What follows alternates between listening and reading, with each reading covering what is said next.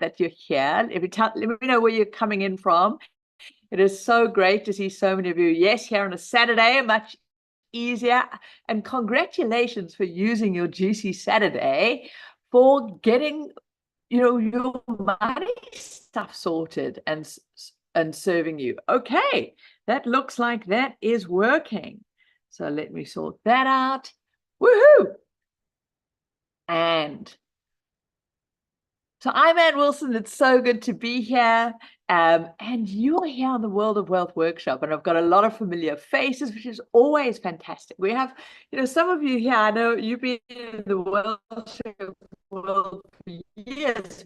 Many of you are financially free because there's always more. There's another layer, and it's wonderful. Massive ahas. Mark in Sydney. Isn't this just fantastic? Cape Town. Oh, apparently it's rainy in Cape Town. Well, it is sunny here in the bush. So let's dive on in. Now we are at part 3 of the World of Wealth work right now. Some of you are going to be starting to feel overwhelmed, like, oh shit, how do you catch up? There's so much there. And there's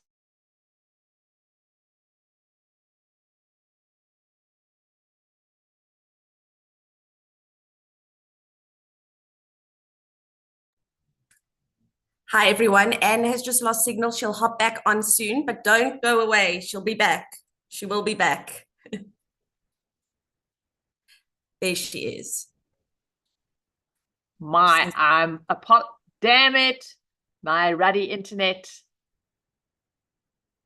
got disconnected, but we're still connecting here. We're back, and Melody's joined from Madrid. Fantastic. She says it's hot there too.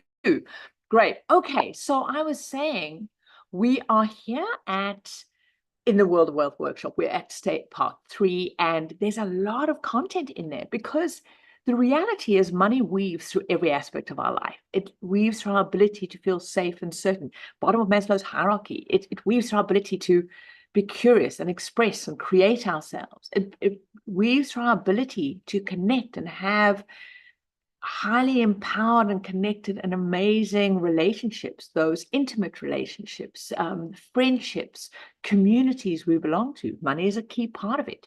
Money is cited as the #1 reason for relationship breakup, but it's not money.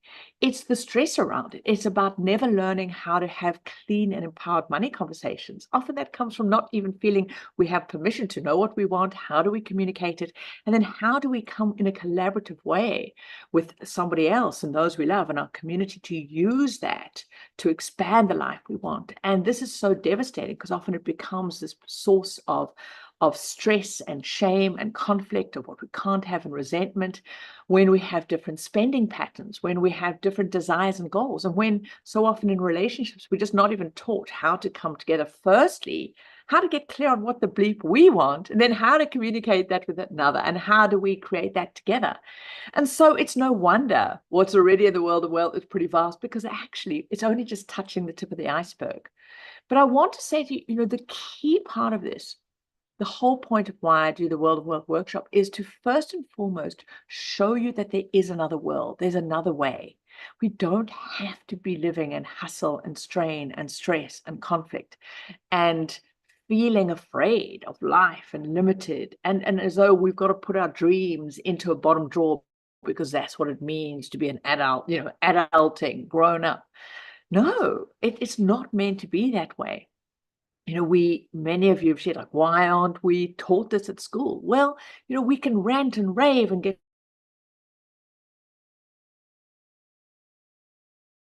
frustrated, but the reality is we're not. In fact, wealth, which is why so people get there. We've also got an education system, and in fact, an entire industrial believe that we've got to be divided, that there's not enough, that it's dog eat dog, that for one person to have, somebody else must do it without. And it's truly devastating. So that is the first goal, to just go, there is another way, it's possible. And I share with you some success stories and other wealth builders and wealth creators who've done it, who are doing it, who chose to sort of not only see that it's possible, but stay in and go, hey, it's possible for me. And so that is the next key thing. I hope you're seeing that, wow, it's not just possible, but actually it's possible for me. And so if you come on in and you'll go through, you'll see, let me just share with you right now. If you go to what we call the concierge page, where we have all the information on the training right now, you'll see part 1s, part 2, and part 3 are all available to you. And if you click on these, you'll go to bite-sized videos, so you can really have to have it all. Let's make sure that this key spark is done. So you've got part 1, you've got part 2 going through, which is all about your money flows, unpack where to get started with your assets and your investing. And then in part 3, which was just made available yesterday on Friday, this is showing that there's an entire system, there's a path to follow. And it's really important we see that, there's a framework, this is all formulaic. It's not just a hope and pray. This is also not just some kind of, well, let's get ourselves revved up and woo-woo. It's actually implementable, how to practical step-by-step approach, which also have to be on a bedrock. And because money weaves through every aspect of our life, your wealthy way also deals with every aspect of a life, from your protection, from your insurances, your wealth documents, your wills, those things. Often people will think, and I didn't even think that was part of wealth. Well, they are. And so this is why it's important to understand this framework, because once you have the whole picture, it's like doing a jigsaw puzzle. That's in here, that part fits in there. And it also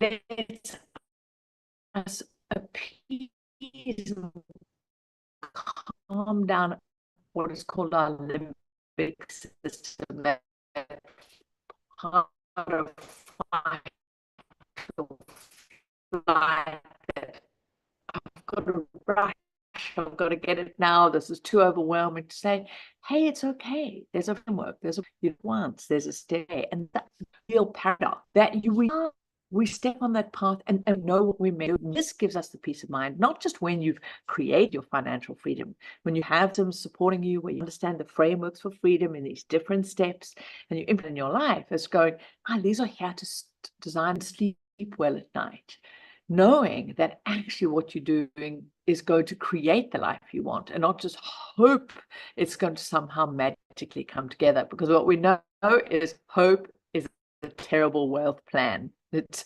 not something you want to rely on. Now, we also have a Facebook group you can join and connect in, where we've got a lot of great wealth builders already. You can ask questions coming in there. And I wanted to just share this. Christina's, I just finished watching the Day 3, felt overwhelmed.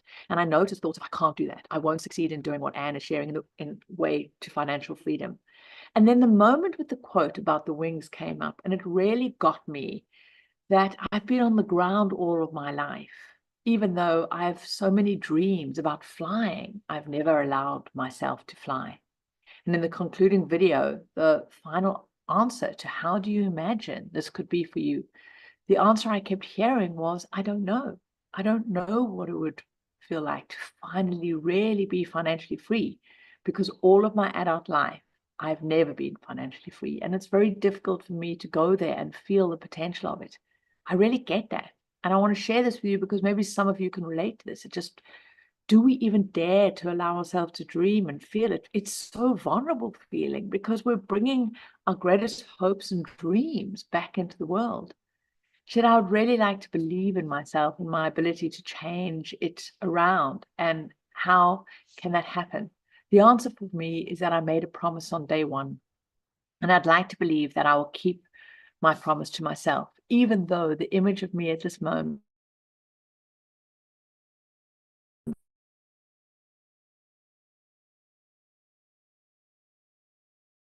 is of crawling on the floor. I will start by, and I think this is each of us. This is freedom is a choice. It will never force itself on us. Each moment, each day, we have to choose our life. We have to choose ourselves.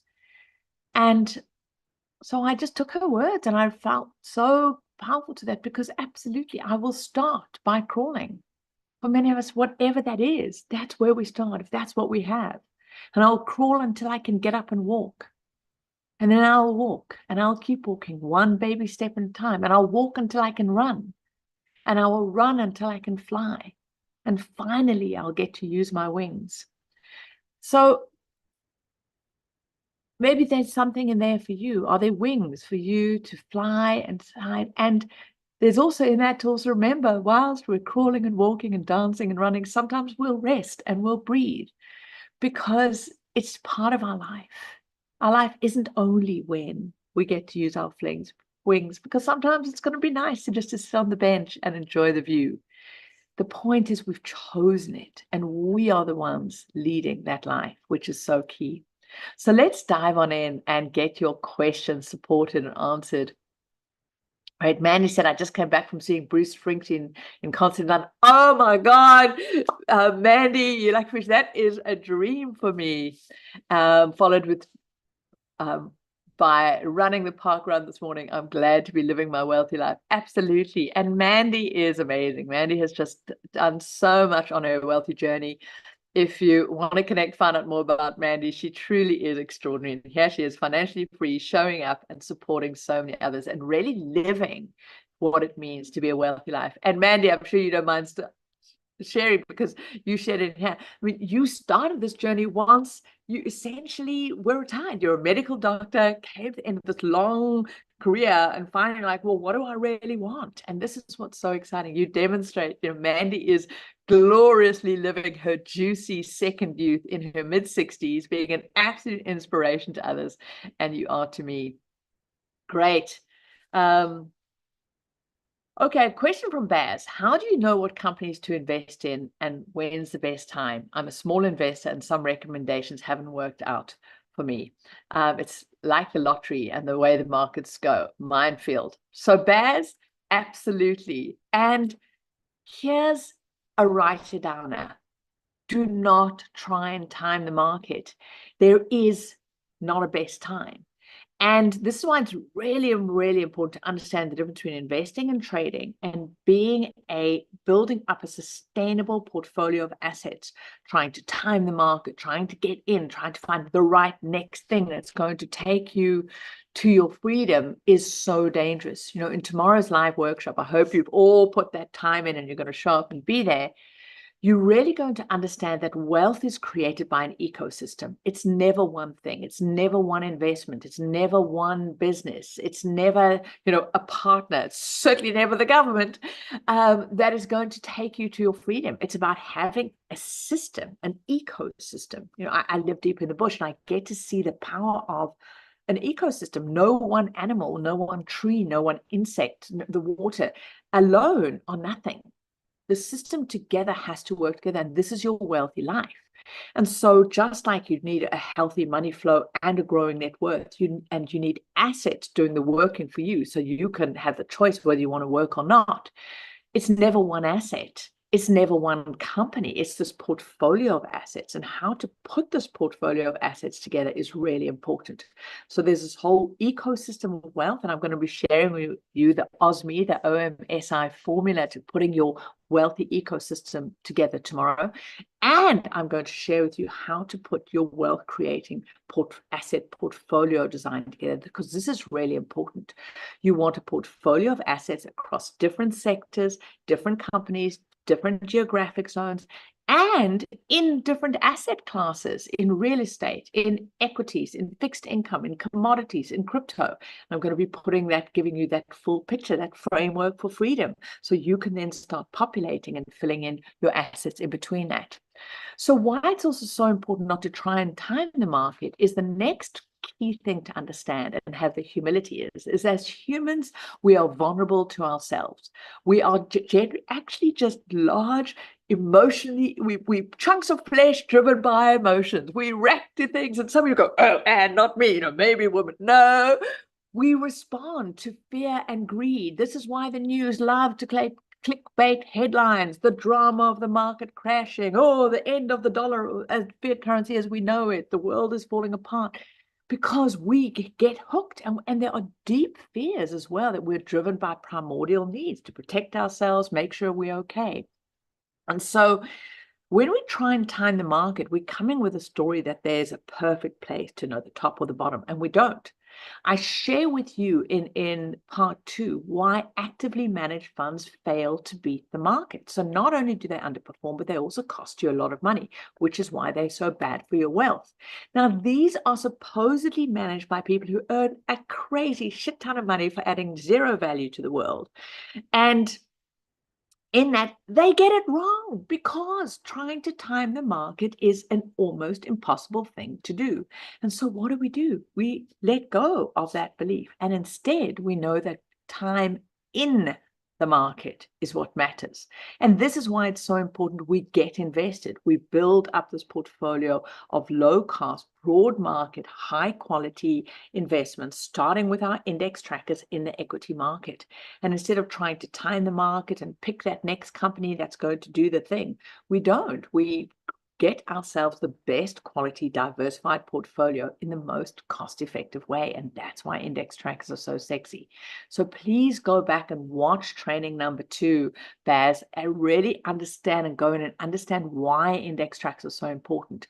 And so by putting in place consistent regular investing, you get the benefit of what's called cost averaging. You're not trying to time the market. So because you're buying at a fixed amount of money at a fixed regular interval, you buy units of these index tracker funds, so you get great quality shares in the best performing companies in that fund automatically, and you buy it at a specific time. Now, if the market goes down, your emotions don't start going, oh no, is it crashing? Let me see how low is it going to go? And so people come out of the market in fear and greed. Fear kicks in. And so then they hold off, they don't buy because, oh, maybe I can get the bottom. And so they miss it. Instead, if you've got an automated investment happening, as the market goes down, you automatically buy shares on a sale. You get better prices per your units. And let's say it keeps going down. And instead of you having to override this fear emotion of, oh no, what's happening? Your system is just getting you the best quality products. And then when it turns, you're investing. And so this automated, regular, consistent investing is the most powerful and important thing you do, because it takes your emotions out of the equation. It stops this belief that somehow you're going to get the right company at the right time. And instead, it guarantees you get the best quality investments at the lowest cost in a consistent unit price. And this really allows compounding to work well for you. So such a great question, Baz. And I hope you can see it's no longer like a lottery, but instead it's actually a guarantee for your consistent wealth, because you don't want to be gambling with something as important as your financial well-being. That's just not why we're here. Another question that's coming says, I'm already on pension and I've looked at one of my investments where I get a pension, and it's an old mutual wealth-linked retirement income plan that my financial advisor arranged from my employer pension to get transferred into. And I'm shocked that the fees are a third of what I'm currently drawing as a pension. Yep, a third. So she's saying the amount that she gets every month, a third of that goes into fees to the financial advisor. Well, I'm not shocked, because this is the reality. We don't understand the impact of these fees, of these sites on you. Literally, yes. It could be, for many people, it's even more than that. So I'm glad you're shocked, because I'm glad you've taken action and gone and actually looked. Most people are just sitting blindly, not even realizing that they're being fleeced. So she says, she's actually, her fees are like 4.3% of the total value of her invested net worth in this particular pension plan. So she said, is there an equity-based investment product with these retirement fund monies that can be transferred to free of tax and continuing paying income benefits? So what's really important to know is, again, understanding our various investment pots. Remember, we've got 3 different types of investment accounts that we can have. One is tax deferred. That's our retirement. That's your pension. That's marked superannuation, being in Oz. That's your 401k for those of you in the US, your RRSP for those of you in Canada. This is where you take pre-tax money. You get a tax rebate. The government incentivizes you to keep some of that money instead of just consuming it, put it into a retirement pension pot.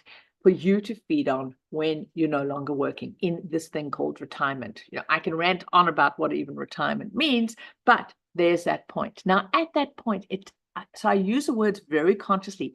It's tax deferred, not tax free. You get a tax rebate up front, but you pay tax when you are withdrawing money out of your pension or your retirement. And this is super important.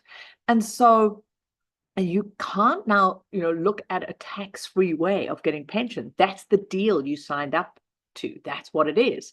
And so this is why it's so important that a lot of people think, oh, great, I get the tax rebate now. And it is sexy. It's fantastic. You want that.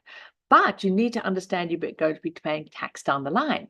And if you've been savvy and if you've had your tax deferred investments growing in index trackers, keeping those costs down, it would have grown to a nice juicy chunk. So yes, there's going to be tax there. And so this is why it's so important you also have discretionary investments, and where you can, in countries that have it available, you're tax-free. So your tax-free allowances, like things in the UK, like an ISA, a tax-free savings account in Canada, a Roth in the US, and so on. This is where you take post-tax money and you can invest it in a tax-free environment where it's free of income tax and capital gains tax all the way while it's growing. And when you feed off that pot, when you draw out of it, when you're ready to be feasting phase, rather than when you're retiring, when you're choosing to live off your assets, now that will be free of tax. So first answer is there isn't an option for you to now move these monies to a tax-free environment because they're tax deferred. That's what they are.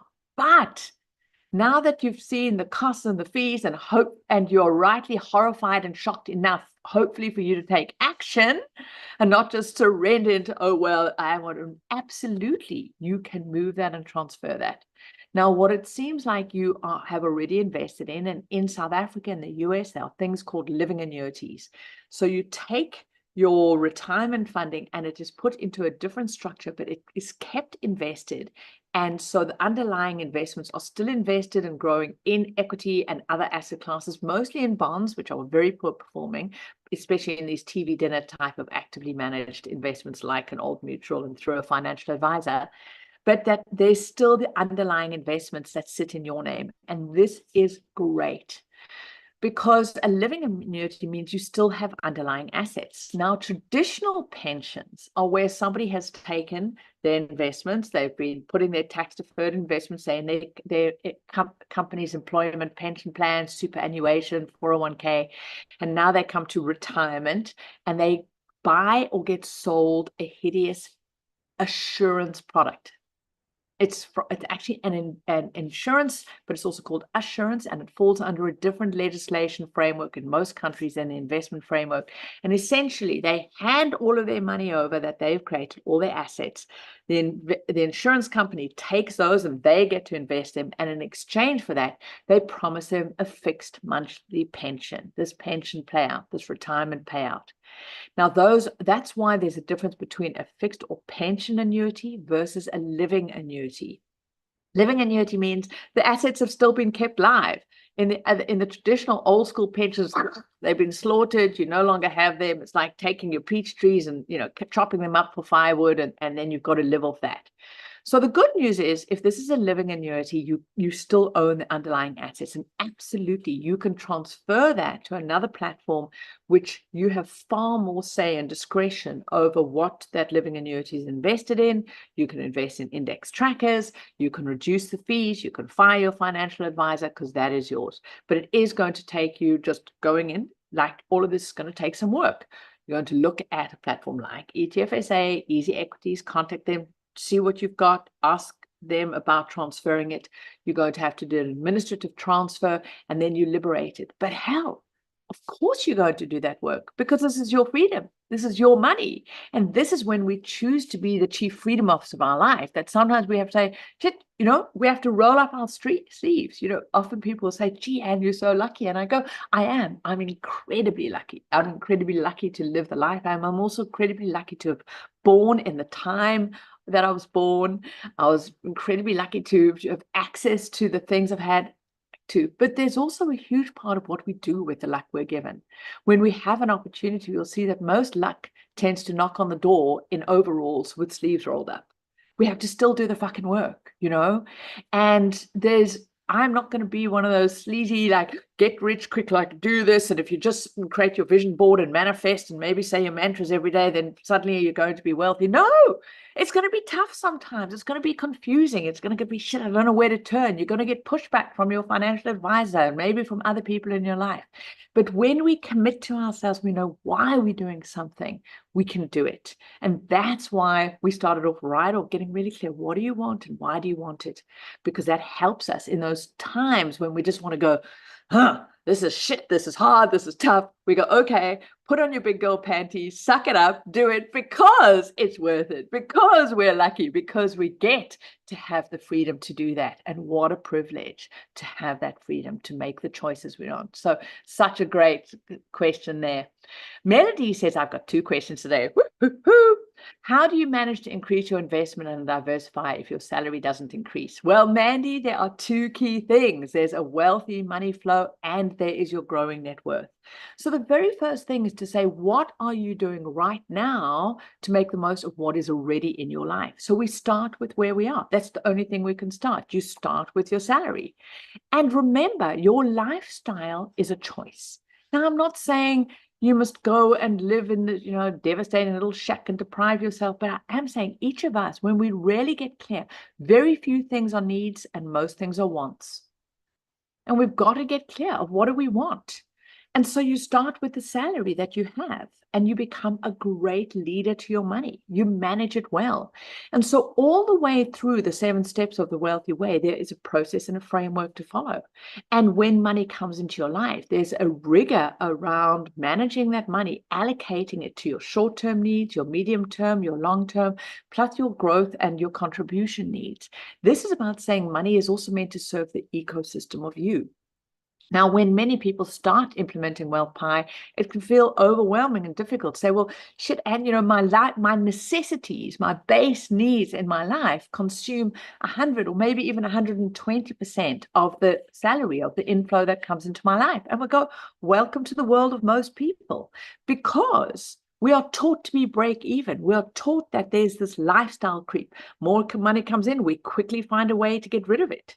It's as though we have been taught to be terrified of allowing some money to stay in our life. So we've got to break that break-even pattern and go, okay, can I start with this? And then we make it a game. This month, how can I change those relationships? And this is why becoming a wealthy spender is really important. We squeeze the juice. We go and look at what is happening on the outflow. I cover the different expense types. And for many people, there's a whole lot of just obligation spend that they have in their life because they think that's what the person of their certain standing of their lifestyle decision has to be. You've got to have certain subscriptions, you need to go on certain holidays or do certain things. And when we can say, do these things really light me up? Why am I choosing these consciously from joy and heart, or am I doing it to fit in? There are obligation spends that we think we need to do for our partner, our parents, our communities. And then there's also just unconscious spend. There's rats in the pantry when we're just too busy to check what's actually going out. There's subscription that we have that we forgot about.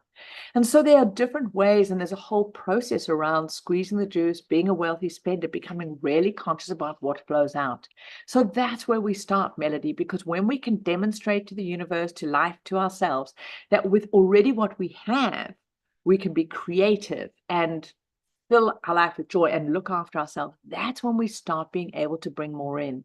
There's something incredibly powerful. Mandy, the amazing Mandy, who shared about going to the Bruce Springsteen concert, she also shared how, she's just gone and had a weekend away. I think it was to Scotland, Mandy, where she exchanged a holiday home with a friend. And how do we, instead of believing that money is the only definer of our quality of life, I'll say creativity is. Because when we can actually go, well, when we know what we want, we then go, well, how do I get what I want for less? Or how do I get more from the money? And you'll be amazed what we can create. So we start off, Melody, with committing to a minimum of 10% of all the money that flows in going to your freedom. This starts the trigger. This is really key. Now, as that starts happening, then you squeeze the juice more. You'll start finding, how do you then add more value out in the world. Your salary is one mechanism of inflow. You start looking at what else could you do? Can you create an e-commerce business on the side? What other things? What do you need to do to also increase your value that you add out there when you exchange your time for it, so that you can bring more in? But often people are so focused on trying to get more before they do the work of making sure that they get the most of what they have, that this becomes this devastating, if I just had more, I'll be okay. And we have to break that. So that's what you do, Melody, and that's how it grows. And then you can add acceleration strategies in. You can add leverage. So this is where you use borrowing to control more assets. You can create more inflow and cash flow through trading strategies. In our Wealth Builders Club, we had a market mashup yesterday, and one of our wealth builders was sharing how she's doing arbitrage on crypto and creating a great additional flow of income to then put into her asset drawer. She's really clear. She understands what's a cash flow machine versus a wealth generating machine. And so you can start using cash flow machines to add to that wealth. But here's the thing.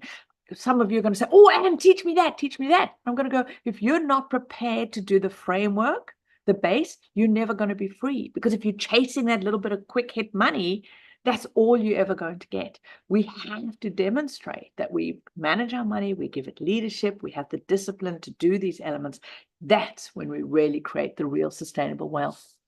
And then Mandy says, how do you know when to diversify? Well, you start with diversifying right from the beginning. And Melody, this is so key. So again, make sure you're on tomorrow's webinar where I'm going to show you how to create a diversified portfolio of different asset classes.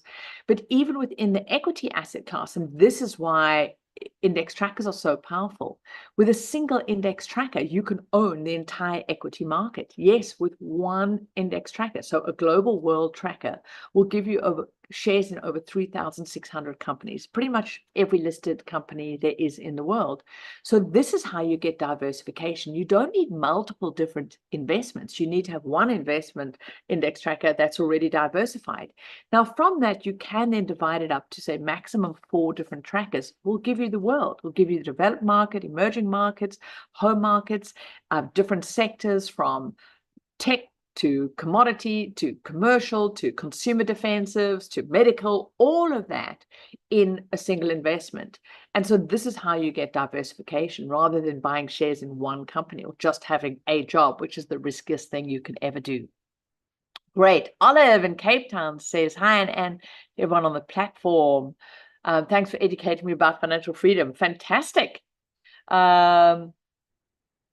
says, I'd like for you to visit my beautiful Cape Town. Well, Olive, I do often. I love Cape Town. It's a beautiful, beautiful place. And yeah, I have a privilege of being able to travel a lot, which is one of the things that I love to do. Christina says, from the 10 asset types, how many would you say is necessary to make it? Can it be 1 or 2 types? For example, I can't see me doing the real estate or some of the other asset types.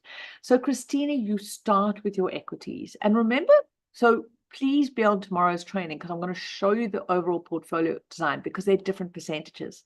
There are 3 big asset classes which you pretty much must have exposure to. Exposure just means you invested in those. And that is equity, real estate, and fixed income. These are the 3, let's say, the pillars of portfolio design. But the key thing is, for many people, you say, I can't see myself doing real estate, is you don't actually understand how you can own a global portfolio of real estate investments on your digital product through something called a REIT, a real estate investment trust.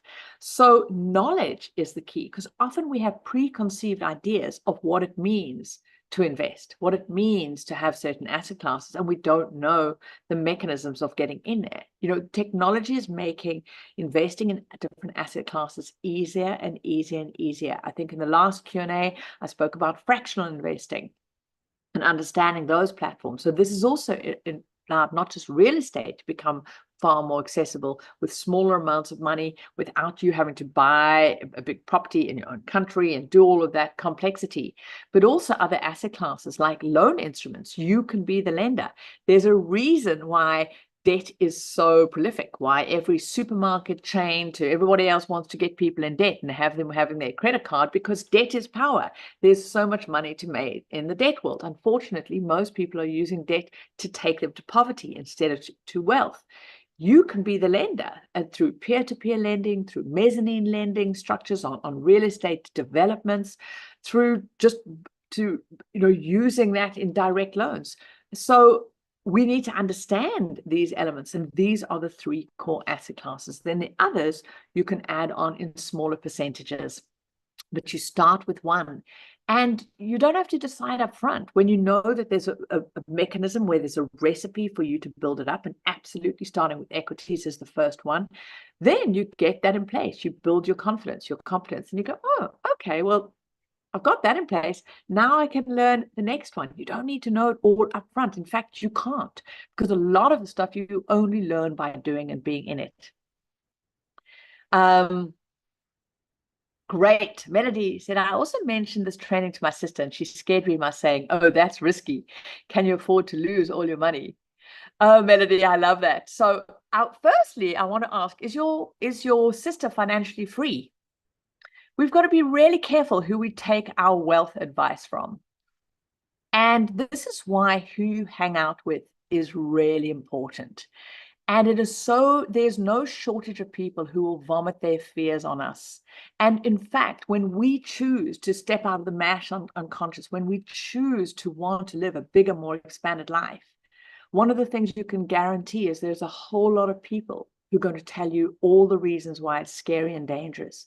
And it's not because they're trying to be horrible or small or keep you in your suffering. It's because they're afraid. They're afraid that also when you do this, that you might very well succeed. And then it highlights their fears and their limits. And so it is so important. We also have discernment of who we share our dreams and goals with. Here's the thing, is that we need to be open-hearted in our world. We talk about authenticity, not hiding, protecting, but we also have to be discerning. And this is why your community, who you hang out with, who your peer group is, who your mentors are and your coaches are really, really important, because this is where this edge of this kernel, right at the start, your confidence is going to be fragile. And so when you plant a seedling, a new little tree in the ground, you protect it from the elements, from the wind. You let it get that tree initially, you water it, you protect it until it is strong. You might even prop it up with a stick, that might be considered a coaching element. But you wait until that tree gets stronger and robust before you expose it to the elements. And this is the same with your dreams. And so while I'm sure your sister loves you deeply, be really important that the people you are speaking to and listening to are people that actually understand and know what they're talking about. They're informed. And so when you understand what you're actually investing in, an index tracker investment, you are buying great quality companies around the world. That's what you're owning. You're owning shares in great companies. For a global index tracker to lose its value means the entire economy of the world would have to go to zero. And then we all fucked way more. Then we've had a nuclear explosion and the world doesn't exist as it is. So, and so this is where it's so important to understand what is actually risky. The greatest risk you have is never actually getting assets working for you. And so how do we overcome risky? We do it by knowledge. We do it by getting informed. We do it by taking one step at a time, building our competence and our confidence. Not just blindly trusting anything, not trusting those fearmongers, but also not trusting me. Learn as you go. And this is what's so powerful. So thank you, Melody. Maybe I don't mean to have had a go at your sister if that sounded like it, but it was such an important, and thank you for bringing that here, because all of you are going to be faced with this in one way or another. Jackie says, and with regards to retirement annuities on Easy Equities, would you recommend the bundles or unit trust options that they offer? So what I recommend, Jackie, is you learn how to open up that fund fact sheet so you see what is actually in it so you can make that informed decision. So generally in South Africa, all retirement annuity offerings have to be what's called Regulation 28 compliant. This fits with a framework of investing that all fund investment offering platforms have to comply in, which is government regulated for tax deferred investments. And so one of the easiest ways to do are these pre-bundled retirement annuity offerings. Now, so that's just is what it is. You know, they have to be Reg 28 compliant. So it means certain amount of percentage has to be in local equities, certain amount has to be in properties. There's a maximum amount that can be invested in international equities and so on. There's this framework considered a recipe. So a pre-bundled one is great, but that doesn't mean it's an actively managed fund. It just means it's pre-bundled to make it Reg 28 compliant. But what you want to make sure is that the ingredients that are used in that pre-bundled framework that is offered is with quality, low-cost index trackers. So absolutely go and look on Easy Equities, and you can open that up. And we do this a lot in the Q&A, and you'll see, yes, there are offerings of these bundled ones that are invested in index tracker ETFs, low cost. So you can see exactly what the funds are that they're using to be Reg 28 compliant, and you can see the costs. The same with the pre-bundled retirement annuities on ETFSA as well. Great. Jack Gill says, what emergency fund, what is the best option, a money market or your tax-free? Great question. So this really shows, so you all need an emergency fund. So we need to build up, remember, our money needs to serve a variety of purposes. And one of the reasons so many people end up going back into debt when they've got out of debt is because they haven't created a safety net. First, an emergency fund for life's to be expected, unexpected events. And then for just if some bigger impacts happen, like you get ill or a pandemic happens in COVID or something happens to the industry you're in and you can't earn, that you don't, one, rob the assets that you have, which just takes you, like snakes and ladders right back to square one, or two, make you go into debt. And then it takes you into an even more devastating cycle to get out of that. Those are the two risks. And so this is why we expect life's unexpected things and we make a provision for that. It's part of that whole framework of wealth. So you want your first part of your emergency fund to be around about, $800, 800 odd pounds, $1,000 around there, 10,000 Rand. So that when that happens, you've got it available. You're not selling an asset and you're not going into debt. The next part of your cash safety net is between 3 and 9 months of your basic living needs. This is not your current lifestyle needs. Now, remember in training 1, I asked you to come up and work out what is your current lifestyle price tag. Now, that price tag is going to include discretionary things. It's going to include some entertainment and buying some clothes and maybe some holiday and things that you do. Now, your basic living needs is what does it take to keep you safe, to keep a shelter over your head, some food in your belly, not fancy gourmet going out to dinners, and access to opportunity. And this when we can get really clear, what do I need just to survive? Not because you want to stay there, because then you can make a provision for that. Well, if I have to, I can tighten my belt. I can make the choice about my spending for a period of time whilst I find an alternative, another income stream, and make that happen. And that's what your cash, your safety net is about. Many people end up with too big a cash safety net and say, oh, well, it's 6 months of their salary. No, it's not. It's 6 months, 3 to 9 months of your basic living needs. 3 months if there's more than one earner in your household, if you've already got more than one income flow coming in. 9 months if you're a little bit more fearful, if you're the only earner, if you've got young kids and so on. If there's a pressure, you're going to want slightly bigger cash safety net, because this will also give you the emotional confidence that, I can sleep better now. I've got that covered. Now you start building your investments on top of that. So where do you sit with that? What's really important is that you want your emergency fund basically almost as cash, because you want to access it immediately. Your cash safety net can be put into something with earning a little bit of money. But again, they are safety nets. They're like your firemen. You do not want to lock them into assets where their capital value can move, because again, when you want them, you want the certainty of their value.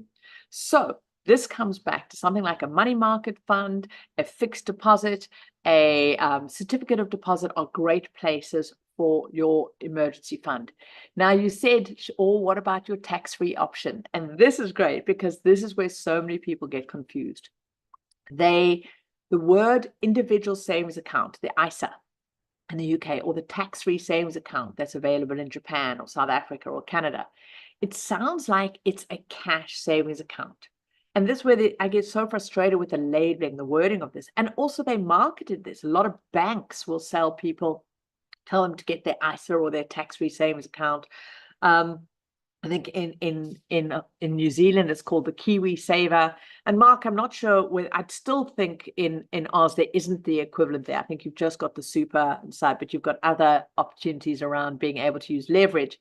But so unfortunately for all the Aussies, there isn't an equivalent there. But for those of you who do, this is not a bank account. This is not a savings account. It's an investment account. It's one of the sexiest investment accounts you have.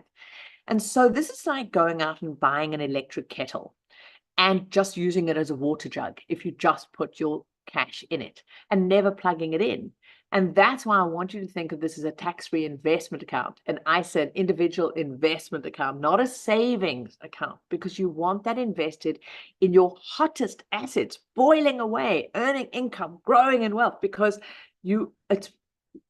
all your returns, income and capital, are protected from tax inside of that account. So never, ever, ever use that to hold your cash safety net. Never use that to hold your emergency fund, your cash savings, which are completely different things from your investments, which is also really important to understand. You'll pay yourself first. Your investments are different from savings. Savings is money you intend to spend down the line, maybe in the intermediate term for kids' education or replacement vehicle or to pay a deposit on a house, versus your investments is assets that stays in your life, gets converted into assets, and you intend to never spend that. Instead, you're going to have assets that you then feed off.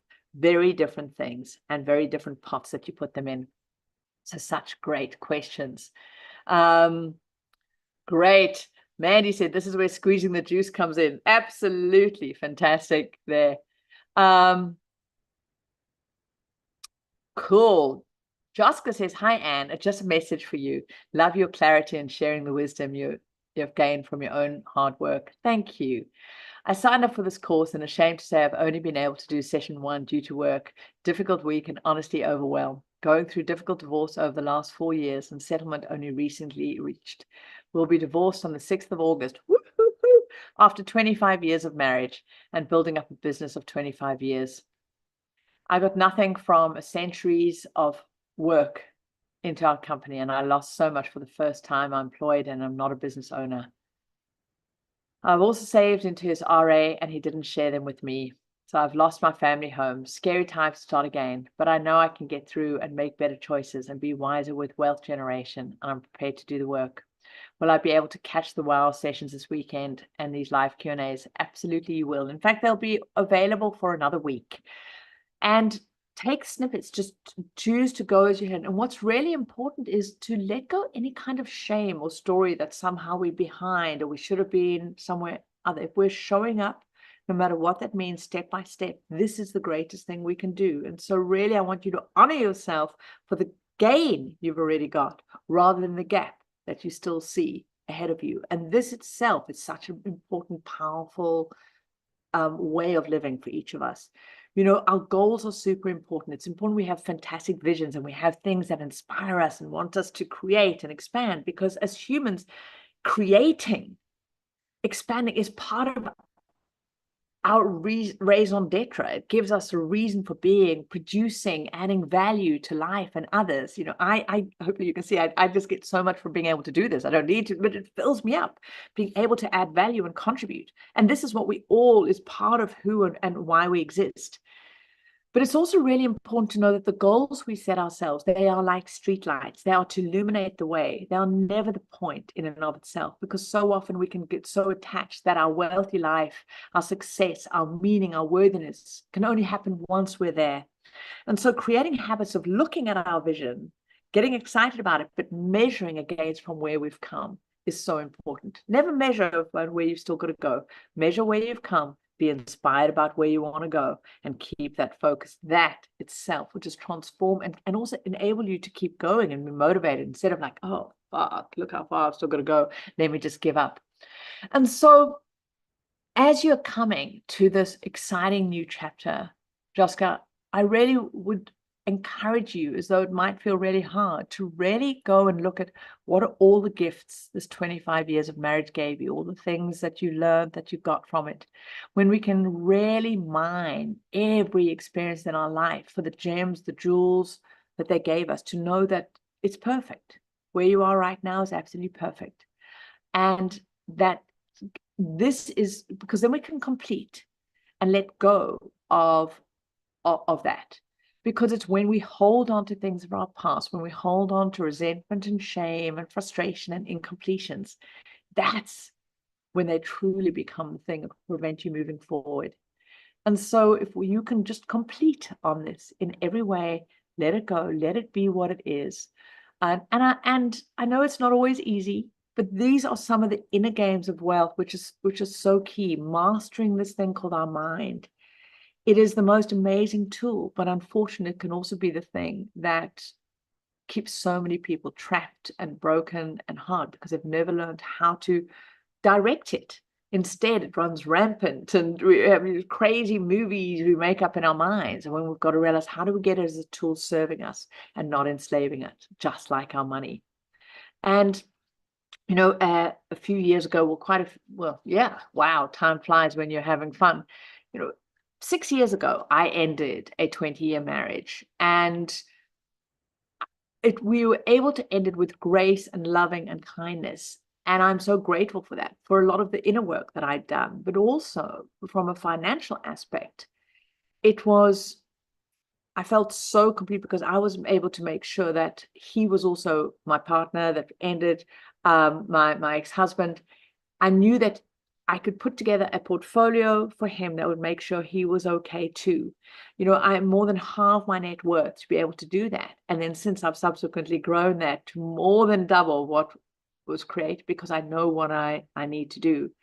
And being able to have the inner resources and the skills to be able to make sure that money is serving me and supporting me, including my connection with love and a relationship. That I got to a point where I just knew that we had both outgrown this and what I wanted for the next chapter, things that I wanted to explore, kind of relationship I want to have. Intimacy was not available there. And this is so key. For some people, that might be a relationship for life, for others not. And being able to do that is so key, and being complete with that. And so thank you for sharing this, and know that, yes, there's an exciting, amazing chapter ahead. Great. Janie says, I only want to make eco-friendly investments. Is it possible to create a good portfolio of assets in this way? Absolutely, Janie, it is. In the Q&A covered on 2 days ago, I went a bit deeper into ethical, sustainable, environmental investments. And so I want you to go and find that Q&A. My amazing team and Natalie, they did some timestamps, so you can actually even see where I answer that. I've also got a YouTube video and a blog on this topic that goes a bit deeper. And so, because this is a very interesting one, we've got to get really clear on what do we mean? What do we want? What does that say? And how are we not only going to make great eco-friendly environments, but are we prepared to really understand how we consume has a significant bigger impact on the environment than just our investing? And so this comes back to the whole ecosystem and what we're able to do. But so go and look at that there. Great. Next question says, should tax-free accounts, should tax-free account would be better in ETFSA or easy equities as opposed to a bank like FNB? Okay, great. Well, I've essentially answered that question when we spoke about the earlier one. The most important thing is, how are you using it, not the account? Are you investing in equities, in real estate, in assets that can grow in value and earn you income, and never sit in cash in your tax-free savings account? Mandy says, one of my most important learnings from Anne was to look at my incompletions and be able to deem them complete. It took away so much of my guilt. Absolutely, Mandy. And there's such a fine line between setting our goals. And many of us have been, we grew up with a very powerful muscle that, you've made your bed, sleep in it. You must eat what's on your plate, kind of thing. Don't be a flake. Don't start something. You must finish. And I'm very grateful. I have a very strong determination, perseverance muscle. But I also learned, hang on, there is also deep power in being able to, we have to check in and say, is that goal still right for me now? Is this relationship, is this investment even? It might have been right 10 years ago, even 1 year ago. And so this is why mechanisms of where we check in and actually have clarity of mind, be going, where am I headed and what really serves me, does this still fit? That is so important, because remember, it's the what we're wanting to create, and be more flexible on the how. That is so important, because there's multiple ways. And so often we can get stuck on the one way, and we can end up just pounding away at a certain thing, not getting results, not getting success, instead of stepping back and going, hang on, what am I doing again? And this is so important to understand the difference between a means goal and an end goal. We've got to get really clear on the end is, what are we wanting to have? And when we look at our vision, it's fun to put specificities in. I want to live in this kind of house, and I want to travel first class, and I want to do this, that. But when we go underneath, what am I wanting to feel? It's usually because we believe those certain things are going to give us emotions, adventures. I want to feel safe. I want to feel connected. I want to feel alive. I want to have adventures. I love curiosity. I love learning. Okay. Because then we can often say, well, money itself is a means. You creating your financial freedom is a means for you to live your life. It's never a means, it's never an end in of itself. Creating a business that creates a great cash flow is a means to serving you. Having investments working for you are means for you to be free to do what you want with your time. Looking after your body and your health is a means for you to be able to show up and be fully present with life, pain-free, be able to rest, and all of these things. So this is really key on understanding those two. And when we can get clear on, what is the end I'm trying to achieve? And then we can evaluate, and we'll say, well, some of the goals we maybe set, we thought we wanted them, but actually where we've got to now, they're no longer aligned. So maybe it was a certain, I don't know, book that you wanted to write, but it doesn't no longer fix, or a certain holiday, or whatever that was.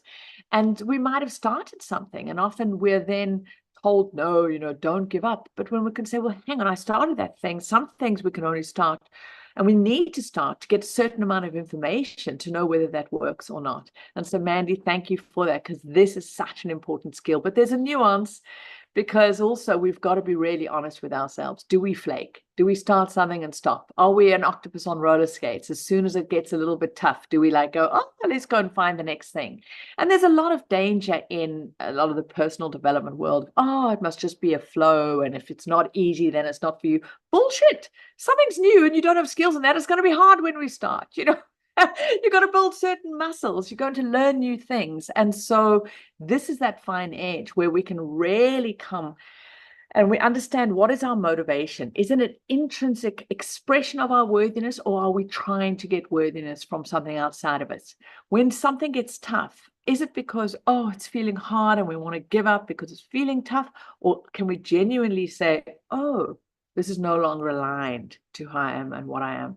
And these subtle nuances are so important, of how we also create an ecosystem around us, people around us, coaches, mentors, community, that can also help us to discern, where are we betraying ourselves, or where are we making empowered choices that really align to the wealthy life? Great. Sky says, Discovery has an equity investment fund where you literally click on it and invest. I've earned I think no interest in it, but not sure how to use it properly. Okay, so please remember this.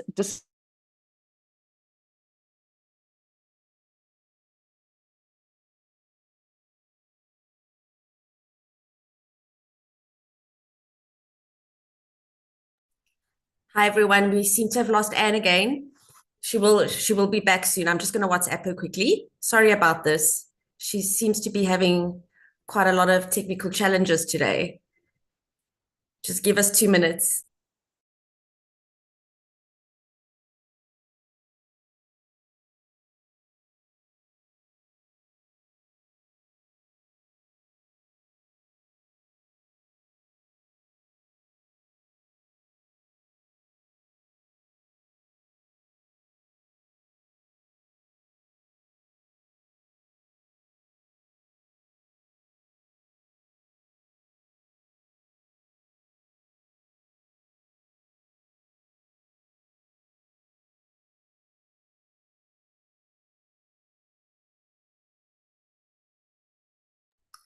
She says she's just changing over signal. She'll be back now. So just hang on, guys. Sorry about this.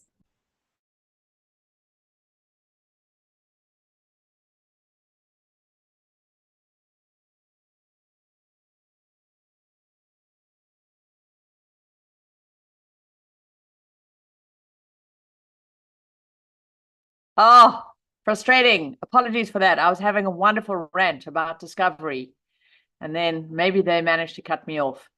And so hope you've seen. And so this is so important, is great. There's no shortage of offerings out there from financial advisors, from fund houses, from investment platforms. But be wary of the it's so easy, I just need to click on it. Because often that really doesn't serve. Great. Jay Bond says, what's your take on short and long-term CDs? Is it worth it or better to invest elsewhere? Okay, so a certificate of deposit is a fixed income category. So that falls in the third asset class. So we said the third of the big asset class. So essentially, this is where you just lending the bank or the treasury that could be in the US money, and they give you income. So interest as a return. So when you understand the different asset classes, you've got certain asset classes that grow in value and generate income. So for example, in equities, so you own shares in companies, those companies grow in value, they become more successful. So your share in that company grows in value. So that's where the price grows. And they distribute their profits to various extents in something called dividends. So now there's income and capital growth. And the two together give you what's called your total return. And so equities is an example of an asset class where the capital value can go up and down because the price will vary as the shares are bought and sold on the market. But the underlying intrinsic value is based on the value of that company and its earnings and so on. Get NVIDIA or Alphabet or which is Google or Facebook or any of the big fangs. That's what an equity asset is. A real estate asset also has a capital component and an income component. The price of that property will grow with market demand and valuation and so on. So the capital value increases. You can also do forced appreciation. You can increase the value of it by renovating a property, adding more rooms on, changing its use. There's various ways what you can do what's called forced appreciation, a capital growth strategy in real estate. But there's also income, and that income is the rental that you get from people using that property, whether it's an industrial property, residential, commercial, it doesn't matter, the same principle. And so this is called your yield, your rental yield. And you can change and impact the yield by how the type of property, how you rent it out. So think of a residential property. There's a certain percentage yield you can get if you rent out a home to, say, a single family unit. You rent the home as a whole, unfurnished. There's a different rental yield you can get if you rented it furnished. There's a whole nother rental yield you can get if you did it as short-term rental on, let's say, an Airbnb. There's even another level of rental yield that you can get by doing what's called a house of multiple occupancy, where you rent out the individual rooms as serviced. And so you see, we get to control, we can increase the capital value of something and the yield. But the key point I'm making, there's capital and income that together give you the total return of that asset. Now, Jay Bond, I haven't lost your question at all. I know it might sound like I'm taking a tour through asset classes, but it's important to understand in fixed income, why it's called fixed is generally the capital value is fixed. There's not going to be capital growth, but you get income in the form of interest payments. So in the fixed income asset class, you have things like bonds. So this is where you lend a company or government money, and in return, you get a fixed income payment. It's called a coupon. You have things like structured notes. So this is where, again, you lend an institution money and they borrow that money from you and they put a structured framework using options around it, and they give you a fixed coupon or return in exchange. So the capital stays the same and you're only getting income. So fixed deposits, Certificates of deposits is where you are lending a bank, yes, because you might say you're depositing it, but basically they have the right to go and then use that money. That's why they give you a return on it, and they give you interest. So your fixed income asset class is an important asset class in your portfolio, but it's only one asset class. And so you need to, so it's never just that. So you say, is it worth it, or is it better to invest elsewhere? It depends what your unique wealthy path is, where you are on that. What are you wanting to do with that? Now, cash and cash being invested in fixed income related assets is a very important asset class. But for most people, it depends where you're on that curve. You're going to want a bigger percentage of fixed income assets when you are closer to feeding off and when you're in drawdown stage. Because remember, this gives you capital. It fixes your capital, so you have less volatility and it gives you more income. Whereas your other asset class are more about growth.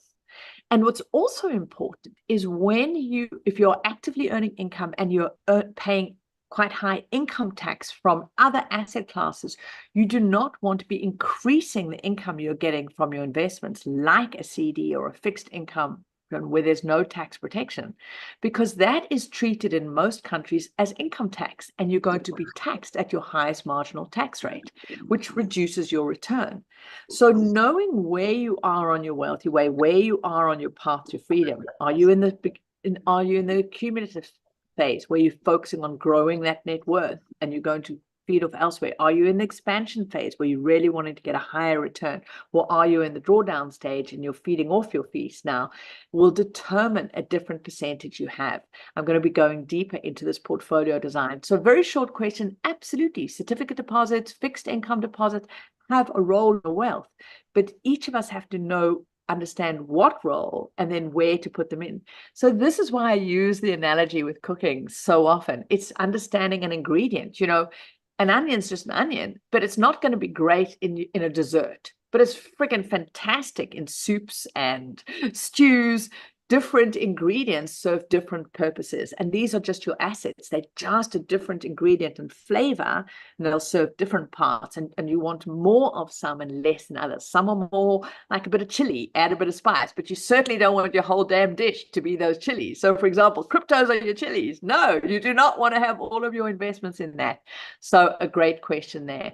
And so yeah, treasury deposits, certificates of deposit in the US are great. Mark says, Anne, thanks again for amazing content. Would you suggest setting up one index tracker fund and combining contributions, my wife and I, or set up two separate ones? I would imagine that compounding will be more beneficial with one. So Mark, this is such an important question for various steps. So I want to come right back to the reality is that at the end of the day, all of us, our amazing, precious life is going to end. Most of us don't want to think about that.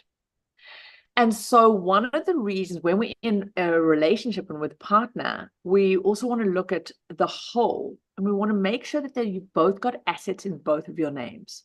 One of the most important reasons is from estate planning and inheritance tax.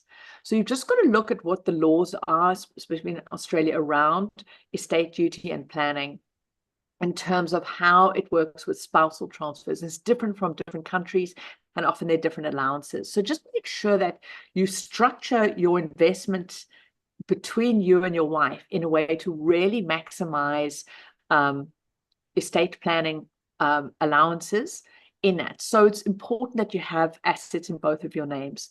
Also look at any tax deferred allowances that you're able to get so that you're both maxing out on those and utilizing it. So first you look at individual, maxing out your individual asset ownership from those reasons, tax benefits and estate planning elements. Now, remember, compounding is not going to work more because it's combined. Compounding just will work on whatever asset, because it's just a percentage, it's just a logarithmic mechanism. So don't worry about compounding, but what is important is then you both have that regular consistency. So you do want to, though, consider the costs of your investments.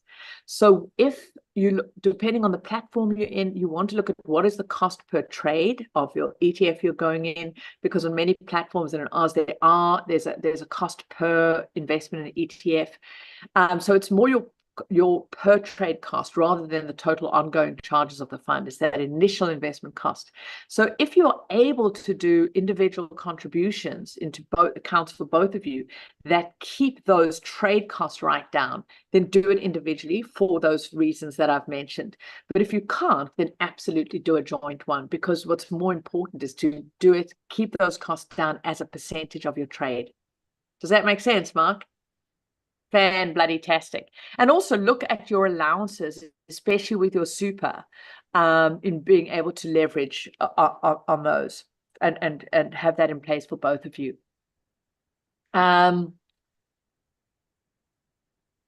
Okay, great. Sky says, sorry, I've earned some decent interest on the Discovery equities. That's fantastic. But I want you to know it's decent compared to what? Do you know what you're being charged? Do you know what you would have got in equivalent, say, S&P 500? So this is always important. We have mechanisms to evaluate and connect around.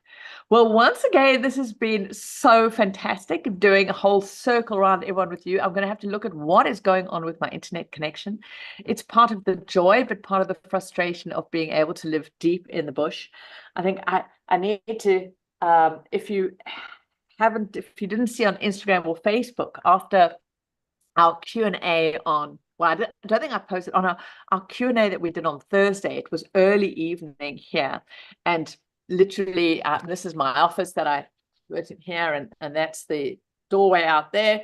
And I was so busy focusing on our Q&A. I had the door open because it was a beautiful, cool evening. A herd of elephants walked past, and literally a big elephant pooed on my veranda there. Why? And I didn't even notice it, which was very, very funny. So that just shows you how focused I am on you and your service. And then yesterday we did a market mashup, let's say, with our wealth builders. So I decided to go on a little game drive with Nick. Off we went. And we came back, and there was a pride of 12 lions on our road just down from our house. We're like, shit, this is exciting. We watched them, and as we got there, they decided to walk, and they came right up, and they came up onto the lawn again, right in front of where I'd been. And this was only at 7:30 at night, and I'm wondering whether you can see. That is the building that I'm in right now. And that is a whole bunch of lions. I don't know how to get that queuing. And we sat there and we waited till we were certain they were really gone before we got out of that building. But this is, so if it means that every now and then the internet's a bit fuzzy, maybe, maybe a baboon's jumped on it. But this is the joy. This brings me great joy. It might not for other people, but I hope that you're keeping connecting in. What is a wealthy life for you? What are the choices you make? Because I want to leave you with this one last real clear knowing. There's no obligation. None of us are obliged to master our money stuff. None of us are obliged to live a certain way. None of us are obliged to do anything. There are really no obligations. Some of you might say, but Anne, I've got children, I've got a partner. There's no obligations, but they're just consequences. We get to choose the consequences we want in our life, the consequences of the life we lead, and the consequences of how we eat, how we spend our money, what we spend our attention on. So when we can slow down and go, am I choosing the consequences I want with more discernment? That is where we can let go of believing, so Mark, I am in Baluli. Yes. So you know that. Yeah, absolutely. And great that you know it. And so I hope with that, just remember, there are no obligations, there's no musts, there's just a freedom of choice, and we get to live with the results that we get. Fantastic. Have a blast. We will see you tomorrow. Do everything you can. And for those of you who are time zone tough, I'm going to be tomorrow's training is live. Part 4 is live, and I'm going to be doing it twice, tomorrow and on Monday, so we can cover different time zones, because I want you all to be able to get that. So go on, take